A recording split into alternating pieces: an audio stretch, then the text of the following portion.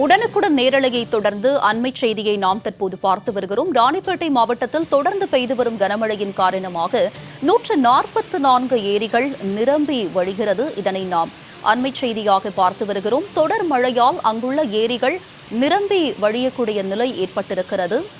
மாவட்டம் முழுவதும் உள்ள ஏரிகள், குளங்களுக்கு தண்ணீர் வெளியேற்றக்கூடிய பணியும் தற்போது தொடங்கியிருக்கிறது.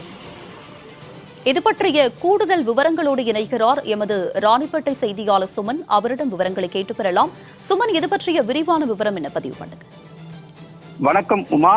ராணிப்பேட்டை மாவட்டத்தில் கடந்த சில தினங்களாகவே இரவு நேரங்களில் தொடர்ந்து பெய்து வரும் கனமழையின் காரணமாகவும், அதேபோல் பொன்னை ஆற்றில் ஏற்பட்டுள்ள வெள்ளப்பெருக்கின் காரணமாக மாவட்ட முழுவதிலும் உள்ள ஏரிகள், குளங்கள், பாலாறு உள்ளிட்ட பகுதிகளில் உபரி நீர் வெளியேற்றப்பட்டு வருகிறது.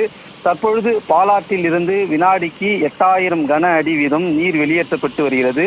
அதன்படி மாவட்ட முழுவதும் உள்ள பொதுப்பணித்துறைக்கு சொந்தமான 369 ஏரிகளில் 144 ஏரிகள் தனது முழு கொள்ளளவை நிரம்பி உபரி நீர் வெளியேற்றப்பட்டு வருகிறது.